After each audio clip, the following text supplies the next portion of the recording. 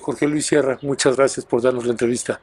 Al contrario, es un placer para mí. Y bienvenido a México otra vez. Gracias. Sí, Jorge Luis, ¿cuál es desde tu valoración en este periodo de la administración del presidente Andrés Manuel López Obrador la estrategia de seguridad nacional Claro, y la estrategia que se ha desarrollado en la administración del presidente López Obrador a diferencia de las otras? claro. Creo yo, analizando los años que ha tenido este gobierno, la estrategia se ha basado principalmente en dos ejes. Un eje es el desarrollo del país, lograr un desarrollo nacional, lograr proyectos estratégicos que den a México una base distinta en materia de crecimiento, digamos, de infraestructura. Y por otra parte, la pacificación del país es la reducción drástica de la violencia del país que él heredó como presidente. Ya tenía décadas que el país estaba sumido en una ola de violencia que estaba afectando hasta la comunidad más remota del país. Y ese fue el país que enfrentó López Obrador. López Obrador también enfrentó un país que tenía, digamos, unos índices de corrupción muy altos que llegaban hasta los poderes, hasta lo más alto del poder ejecutivo. Y por otra parte también enfrentaba por el lado del ambiente político, enfrentaba una división muy fuerte entre las fuerzas políticas que existían en el país.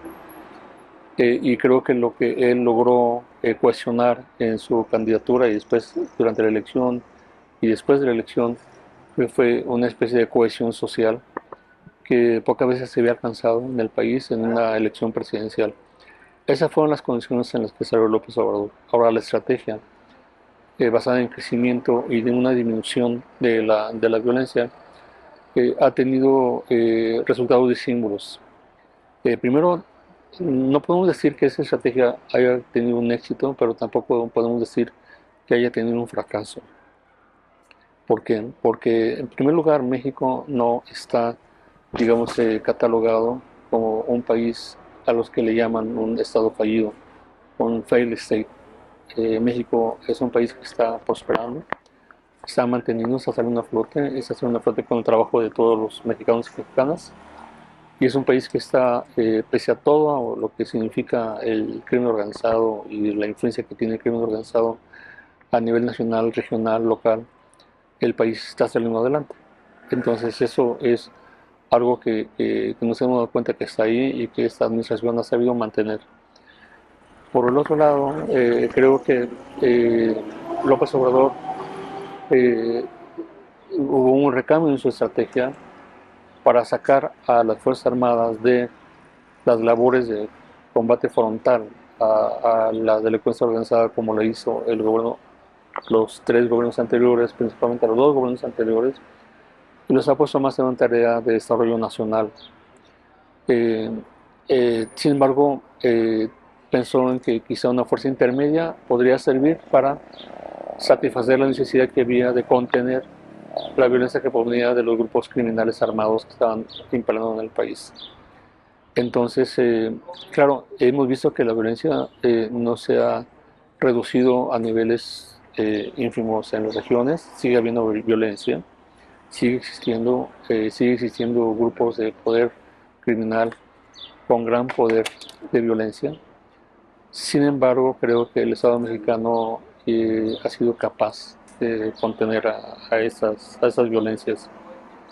Entonces, más bien la lucha yo creo que de López Obrador era por tratar de contener la expansión y el dominio del crimen organizado en diferentes ciudades en las que ya estaba claro que quien tenía ahí el dominio político, económico eh, eh, y de seguridad pues eran grupos rivales, eran grupos de la fuerza criminal organizada.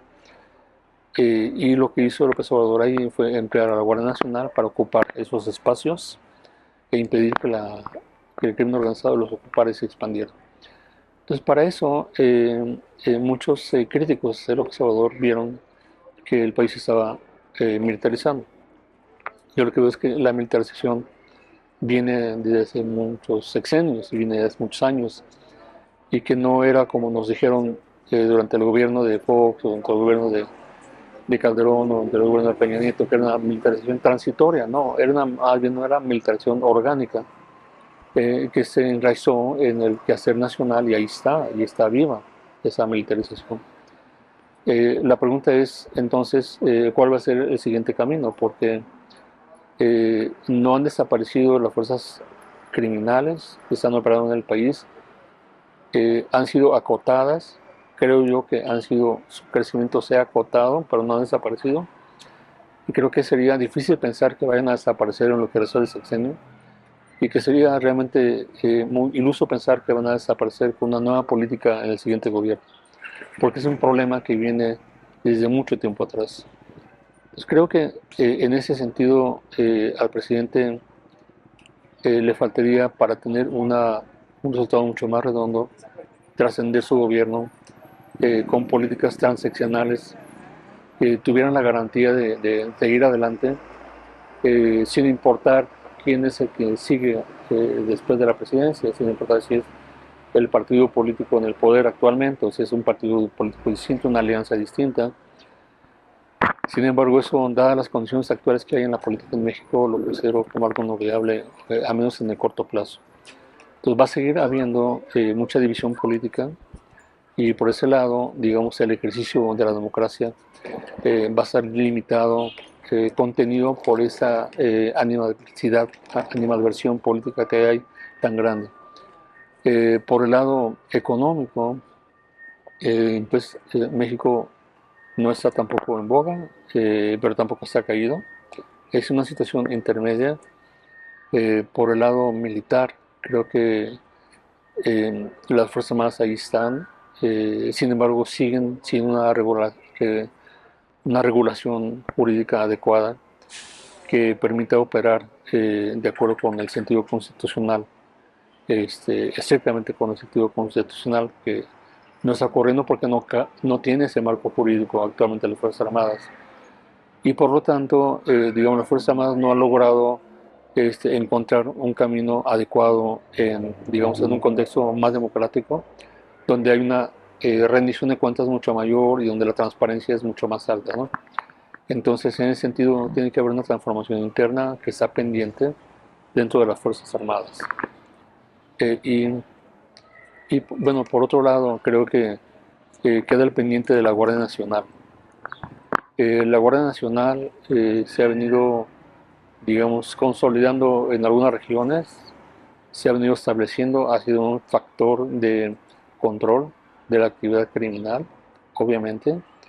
Ha realizado varias operaciones de alto impacto, se ha mantenido, pero todavía sigue pendiente, digamos, la Constitución como una fuerza intermedia que ni es la policía ni es el ejército y que aplica una capacidad de fuego limitada, porque el crimen organizado tiene también una capacidad de fuego limitada y no es posible aplicar, digamos, el uso ilimitado de la fuerza, sobre todo porque el combate contra los grupos delictivos ocurre en los mercados, ocurre enfrente de las escuelas, ocurre cuando la gente va y viene del trabajo, ocurre en los pueblos. Entonces, no puede haber una confrontación así sin que salga perjudicada la población. Y por el otro lado, es también muy importante que exista una base también jurídica importante de la Guardia Nacional que le permita operar ya como una fuerza intermedia constituida, que como te digo salga de la jurisdicción militar, porque actualmente la cadena de mando sigue siendo la cadena militar, es una estructura de mando que está gobernada desde las propias instituciones armadas, no es una fuerza independiente y por lo tanto sigue heredando, digamos, la falta de ubicación en una estructura más democrática. Entonces de ahí que para que haya un pleno ejercicio de los derechos humanos, un pleno ejercicio de la transparencia y de la rendición de cuentas, es muy importante que haya una reforma a fondo de la seguridad en México.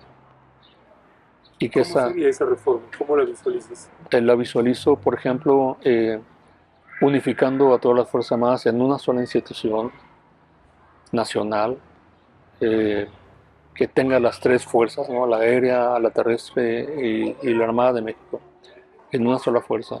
con un solo mando civil, y que ese mando civil esté controlado por los sistemas de rendición de cuentas y transparencia que hay en el país, que tengan que rendir cuentas, que tengan que rendir cuentas al Congreso, que le tengan que rendir cuentas a la sociedad, a los partidos, al presidente, a todo el mundo, para que se haya efectivamente una rendición de cuentas de la institución militar.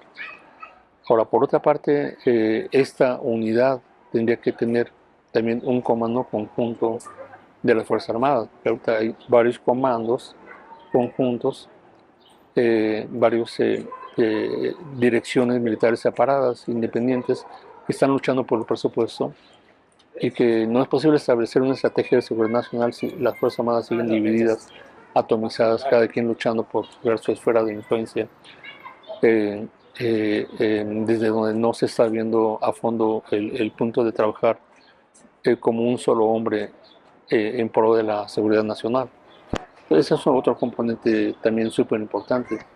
Y creo que un componente mayor y mucho más importante es precisamente que las Fuerzas Armadas se profesionalicen para lo que, para lo que es la misión de las Fuerzas Armadas, que es la garantía de una Fuerza Armada que le va a permitir al país cumplir con sus objetivos nacionales y protegerlo contra un ataque, digamos, externo, protegiendo sus fronteras, sus recursos naturales, etcétera, y no dirigiendo la mirada hacia adentro, intentando controlar ciudadanos, intentando controlar, digamos, la forma en que la sociedad se está organizando. Eso no quiere decir dejar de combatir al crimen organizado, de ninguna manera. Lo que eso significa es que las Fuerzas Armadas se dedican para lo que ellas están diseñadas profesionalmente y a partir de ahí rindan cuentas.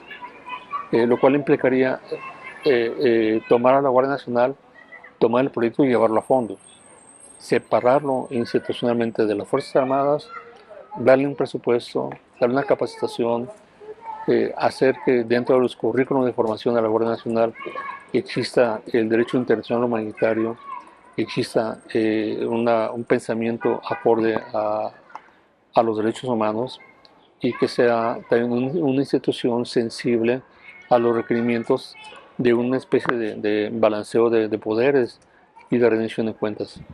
Entonces ahí habría entonces ya un sector seguridad que estaría acompañando al país en su transición democrática.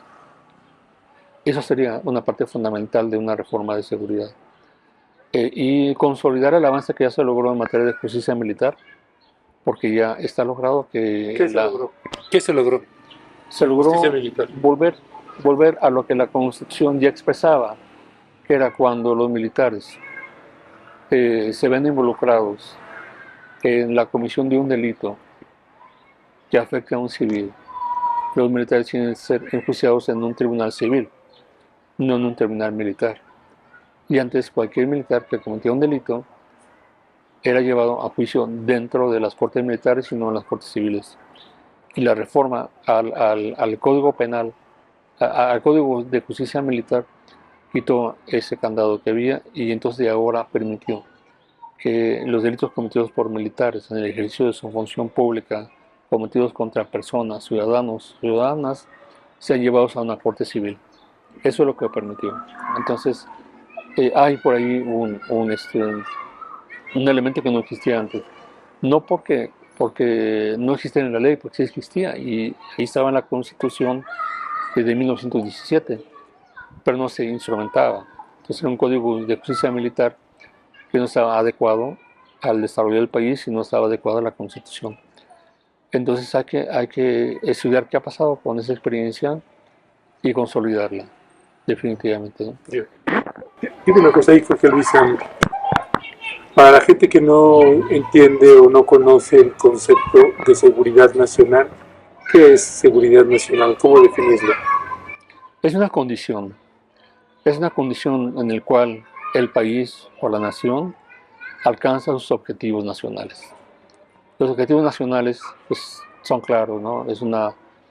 Es que tenga una fuerza económica suficiente para que la población pueda tener la oportunidad de cumplir con sus objetivos de vida, un empleo, una casa, una vivienda, seguridad en su barrio, en su colonia, este, es esa condición que se logra la seguridad Cuando nacional. hablamos de que un gobierno tiene que tener una estrategia integral de seguridad nacional, ¿a qué se refiere? Se refiere a que tenga una estrategia que integre los componentes de la seguridad nacional, que integre básicamente el componente económico, el componente político, el componente social y el componente militar, que son los cuatro componentes de la seguridad nacional. Si logra un balance adecuado, entonces el país está en mejores condiciones de cumplir sus objetivos como nación. Y estamos hablando de la seguridad nacional como la seguridad de la nación, no como la seguridad del gobierno, que es distinto, no como la seguridad de la fracción que está en el poder, que es diferente. Y en México se ha interpretado la seguridad nacional como la seguridad de la fracción en el poder, la seguridad del partido en el poder o la seguridad del gobierno actual, presente, y eso no es la seguridad nacional.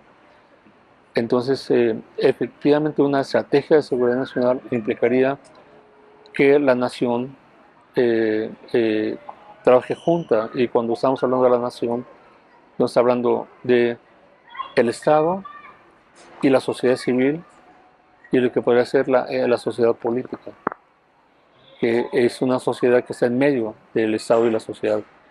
Y la sociedad tienen que trabajar juntas para sacar sus objetivos adelante. Ese estado ideal es la seguridad nacional. Obviamente, ese estado ideal no existe, es una aspiración, pero todo el diseño de la fuerza que hay en un país tiene que ser dedicado hacia alcanzar esos objetivos como nación, no como partido, no como grupo en el poder, etc. Si el narcotráfico penetra a las Fuerzas Armadas, penetra la presidencia de la República, penetra las instituciones, entonces hay un debilitamiento de algunos de los componentes de la seguridad nacional. Si hay una penetración del ejército, se debilita el componente militar. Si en los municipios llega el crimen organizado y se roba el presupuesto del municipio, hay ahí un daño al componente económico y al componente social, que la gente no va a recibir el beneficio de eso. Entonces, obviamente, digamos, esas afectaciones a largo plazo pueden dar como resultado una inviabilidad del país. Por eso es que hay que pensar en una estrategia a largo plazo, 30 años, que sea por encima de los partidos, que los partidos se puedan quitar su camiseta y que puedan pensar en la nación. Pero eso, como vemos, ha sido muy difícil, ¿no? En su lugar, ¿qué es lo que tenemos? Tenemos a un presidente que intenta reformar cosas, que intenta alcanzar cosas, y tenemos una oposición política que se ha unido para minarlo, para obstruirlo, para, digamos, alcanzar, debilitarlo. ¿Por qué? Porque hay una lucha por el poder. No es una lucha por la nación, es una lucha por el poder. Y la nación queda relegada como un interés secundario. Eso no es, en realidad, luchar por la seguridad del país, la seguridad como nación. Es luchar por la seguridad de una fracción que intenta salir del poder y ahora intenta regresar. José Luis, se habla también de si debería de fortalecerse la seguridad pública con policías municipales en los municipios o la policía estatal. Hay una corriente que dice no, hay que unificar todo en uno solo, y la seguridad pública estatal no debería seguir más. ¿Cuál es tu valoración ahí? Depende de las experiencias, creo que en otros países hay una sola policía, la Policía Nacional, y esa es la policía que actúa, digamos, en todo el país, ¿no? Sin embargo, creo que, digamos, en los estudios o las experiencias que ha habido, se requiere una policía comunitaria, una policía de barrio, una policía de proximidad, que esté cercana a las personas, a los ciudadanos, que los conozca de nombre, que reconozcan la cara del policía, que sea un policía de la comunidad. Y eso no lo da una policía nacional, porque los cuerpos de la Policía Nacional viajan de Zacatecas a Chiapas, de Chiapas a Nuevo León, entonces se están movilizando y se pierde ese sentido comunitario. Entonces, mientras hay ese balance entre una policía comunitaria que atiende las necesidades de la población en ese lugar y hay una policía nacional que actúa de tal forma que protege intereses más generales con otras herramientas, entonces se podría ver una combinación así. Actualmente, como ha estado organizada la policía, es que la policía responde al presidente municipal, al gobernador, al presidente y, o al narcotráfico. Entonces no hay una unidad en eso. Sé que se ha pensado que sea una sola policía única para evitar el uso político de la policía o que el narcotráfico controle a la policía, y lo cual podría ser eventualmente una salida, pero sería una salida incompleta. No contemplamos el otro elemento de proximidad. ¿Cómo entender la estrategia de seguridad interna? Eh, por ejemplo, en esta administración, cómo identificas la estrategia de seguridad interna? ¿Qué es la Guardia Nacional? Es la atención de la Guardia Nacional. Creo que igual la seguridad interna es de qué manera, digamos, internamente los cuerpos de seguridad están organizados de tal forma que el país sigue cumpliendo con los objetivos nacionales. ¿Qué quiere decir una seguridad interna? Que no haya un golpe de Estado, que el narcotráfico no llegue a controlar extensiones del territorio, que la pobreza no sea, digamos, un factor que pudiera eventualmente lanzar a la población una rebelión armada. Todos son elementos de seguridad interior que creo que no se pueden combatir con una fuerza militar, no se han podido combatir con policía, con fuerza militar tampoco. Entonces son más bien eh, estrategias que deberían de tener todos los componentes, sobre todo el económico y el social. Si bien estamos viendo que hay niños que son reclutados por el narcotráfico, y ese es un reto a la seguridad interior. Claro, se podría hacer un trabajo para evitar que los criminales recluten a los niños, un trabajo represivo de contención. Pero ¿qué pasa con las otras generaciones de los niños? Están creciendo en ambientes donde lo que ven es narcotráfico, es su vida cotidiana. Pasan de la casa del vecino y el vecino tiene las armas, o a otro vecino tiene las drogas. Entonces es lo que viven esos niños, ¿no? Pues esos lugares que hay en el país no tienen escuelas, no tienen centros comerciales, no tienen calles, son inundables, llega una inundación y arrastra con todo. No es fácil que transite ahí la Fuerza Armada. Entonces, quien controla pues, es el crimen organizado. Entonces, sí es necesaria una estrategia de seguridad interior, pero no pensada exclusivamente en términos de fuerza, sino en términos de una política integral que la atienda.